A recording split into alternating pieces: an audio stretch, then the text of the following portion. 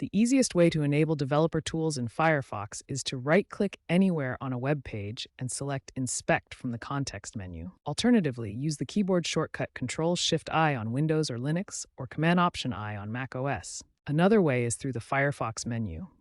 Click the three horizontal lines in the top right corner, select More Tools, then Web Developer Tools.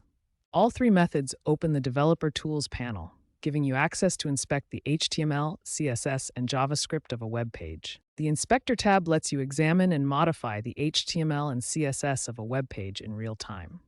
Changes you make here are only temporary for debugging and testing purposes.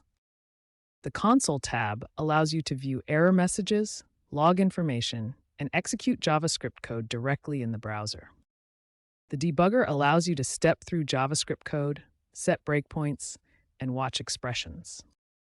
The Network tab monitors network requests made by the browser, showing you the loading time and resources fetched.